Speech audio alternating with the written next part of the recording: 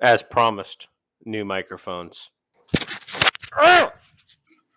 This is a perfect microphone holder, an account of I run on this stuff. So in our last episode, we did some wiring work on this bike. The audio quality was absolutely horrible, and I apologize for that. It's been fixed, promise. I got some parts come in for this, like a complete engine gasket set, and I said, "You're going to completely take this bike apart." I thought, I'll ride it and just get it just good enough to get through the season and take it apart next winter to do a full. We're not doing a full rebuild. I ain't gonna lie, I ain't rebuilding this thing. It only has 32,311.1 miles on it, which about 10,000 of those are for me. So it's a great runner, but it leaves oil everywhere. I mean everywhere. So to prove it runs, I'm going to go ahead and let it break my leg in this closed garage.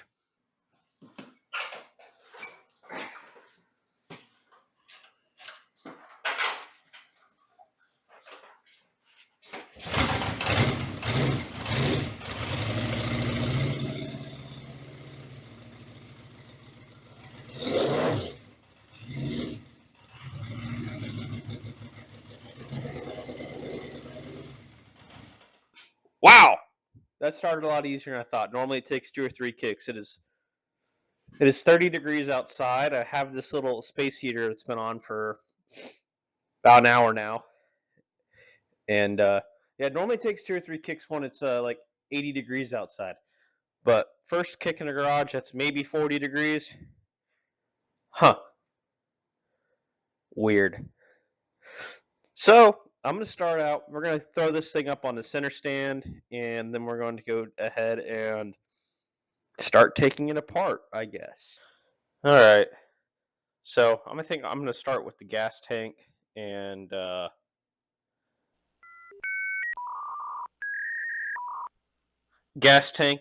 airbox, and then carburetors, and then essentially just work my way around the motor. Feel off. Key and seat. Top seat. Lift tank. Loosen hose clamp. That's a total pain sometimes to do one-handed because you bought the wrong size hose clamps for fuel injection. So you just tighten the crap out of them because they're fuel injection clamps. You know they won't cut into the fuel line. Also put too large a fuel line on this, but that's okay. I left the gas on for like 2 days straight by accident the other day.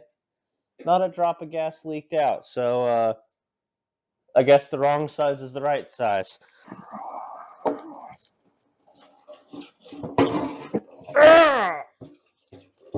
Now, in my last video, I was a little bit more reserved and professional, and I said, you know what? This is YouTube. Don't nobody care about that stuff here. I'm just going to do what I normally do, which is act like a autistic retard. Gas tank. Gone. Next, I have to go get my tool bag out of my truck because my big toolbox is at work, and I am doing this in my mommy's garage. I missed a step. Sorry, without everybody talks, you're going to die. If you don't unhook the negative battery terminal first, the battery will literally explode. I'm just kidding. I've never had that happen, but we're going to go ahead and take this battery out. Being that this is a budget refurbishment, wouldn't call this a restoration. If it was a restoration, we'd put it back completely stone stock, which is not happening. No, we're going to pick that Walmart battery up.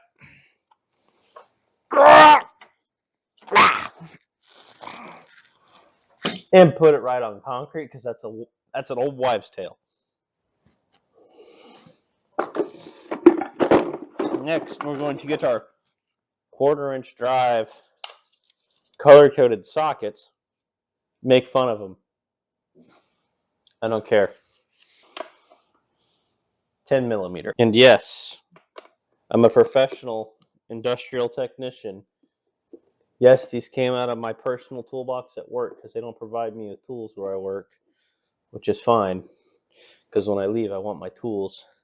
And yes, I use Harbor Freight at work. Take your two, probably M6 bolts with the 10 millimeter head out. And because you threw this back together and these boots were completely shrunk and dry rot and rock hard, you couldn't get them back on the... Couldn't get them back on.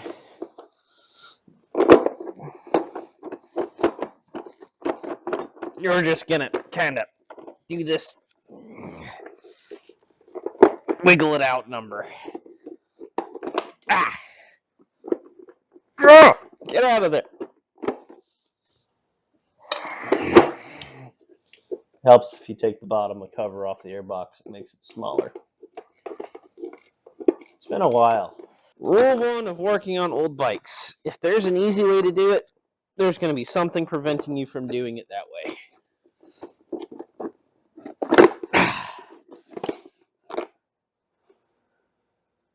Crusty. Don't forget to put your bolts back in so you do not lose them. Airbox out of the way. Next up, take our insulated screwdriver and use it for the completely wrong purpose of taking carb boots off. Vintage Moto, he's silly, he skipped a step. Take the throttle cables off. Well, they're still secure, not going to want to wiggle around. Well, that freaking clamp ain't even tight. Man, when I slammed this bike back together in the middle of the night in my living room, I did not do a good job of it. Those clamps are tight, but the whole carb boot's moving on the back of the cylinder head. These clamps are all tight, all the way across. Look at this. Okay. Hold on. Look at that. The clamp's tight all the way across. As tight as I can get them, and they're still. That'll cause some problems. Gentle prying. Oh, God.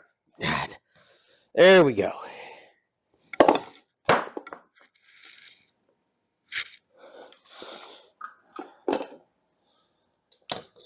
There you go. $300 for the carburetors. Those are full of gas still. I should have run this thing out of gas. Whatever. Next up, take the foot pegs off because the bolt for the foot pegs runs through the back of the motor. I don't know how I'm going to get this motor out of this frame. I know what I'll do. I'll call my friend. I got a friend who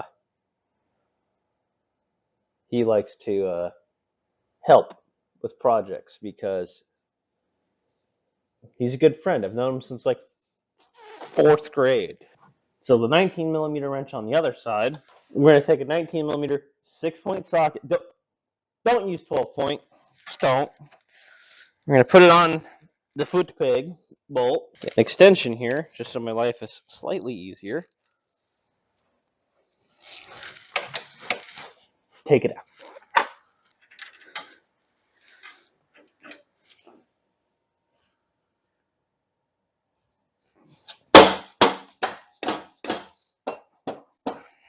You got to take the brake pedal off the other side. You can't pound this through without it hitting. Get the off. Put your bolt back in. 1 engine bolt mount down. Box. Actually, what we're going to do is we're going to take that other foot peg and put it on the other end of that rod and put the hardware on it too, so we don't lose the hardware. Because budget rebuild, if we can reuse it, we gonna reuse it. Ignition coils. Gotta go. Trim your plug wires. I didn't. Don't be like me. Go ahead and get this ignition switch off because we're right here. Take our connector apart. And get that out of there. Put your bolt back. Go on and move on to this crusty exhaust. Take the back foot peg off. Now, just kind of do this number.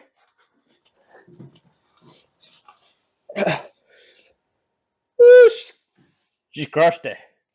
Turn her bar out of the way. And just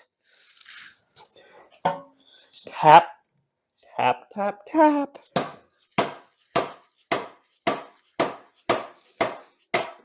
No, I'm not beating the death out of this.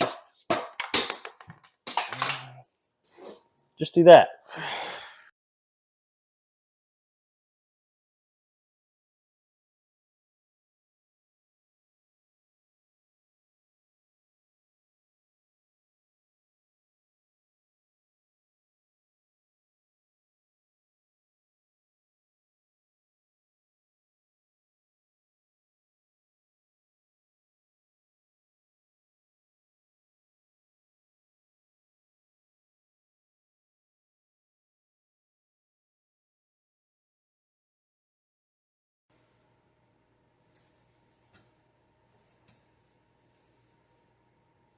No more exhaust.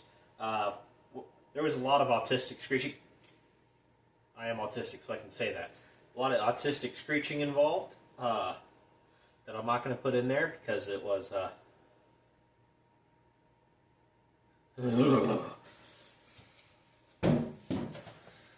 Cylinder 1, Cylinder 3, and Cylinder 4 are easy because you can just, like, fold the whole pipe up. And it sticks up in the air and you just wiggle it off. But cylinder number 2, can't do that because the kickstand's in the way. And it's, yeah, it was rough. So next, to take the engine out of the frame,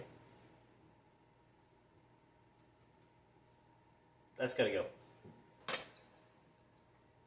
just gonna chain delete, yo. Beautiful. So it's at this point in reviewing my footage and editing that the rest of the footage of me taking apart the bike was just really chaotic. I was just kind of bouncing all over the place. Didn't really get any shots lined up well.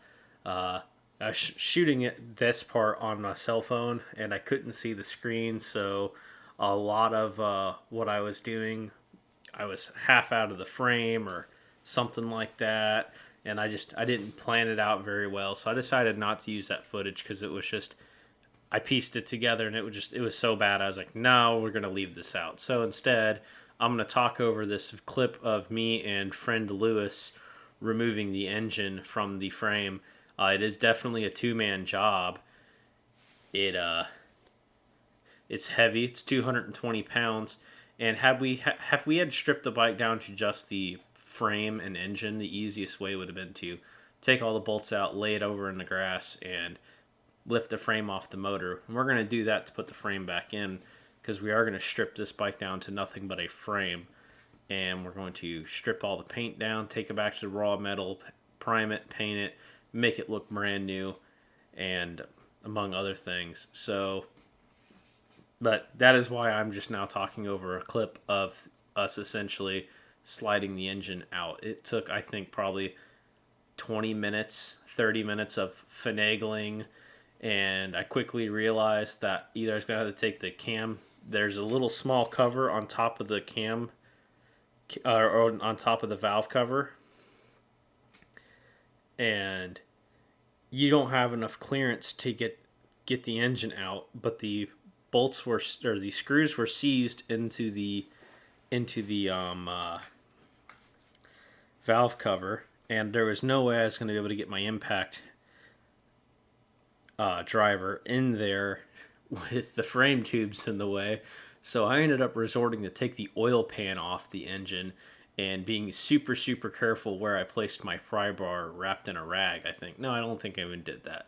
I was very careful where I put my pry bar and slowly walked the engine out. That was the only way we got it out. So for when we put it back in, I'm just going to leave that cover off the top of the valve cover and not mess with the oil pan. So, but the oil pan was leaking. Actually, We found a lot of debris inside the oil pan from the timing chain guide and tensioner assembly. They are plastic and were pretty much disintegrated. You know, the bike is 50 years old this year, and it is all original parts inside that engine. So it was not surprising, and all 6 of the rubber discs underneath the cam towers under the head were just completely dry rot and brittle, hard as a rock, and were leaking quite a bit as well. So next video we're going to cover how I like to do kind of a home surfacing job on the cylinder head and on the, I guess, cylinder block, for lack of a better term to call it. I normally build small block Ford V8, so that'd be the block deck, the block surface, and the head, cylinder head. But I don't know what you would call it on this, so I'm just going to call it a cylinder block because it's a big block of aluminum with 4 cylinders in it. Close enough for me. But the cylinders themselves look really good still internally. But we're going to go over that more so in depth in the next video. And then once we have the engine back together, we're going to go ahead and strip all the paint off the frame and paint the frame and see about sliding the engine back in the frame and making it run again. I got some goodies to go back on it. The 4x4 exhausts are not going back on. I have a little surprise going on. It's a super popular system, but there's not any good sound clips floating around the interwebs of it, so I was hesitant to buy it, but I think it'll sound good, and we'll get some good sound clips on that when it gets running too. So see you in the next one.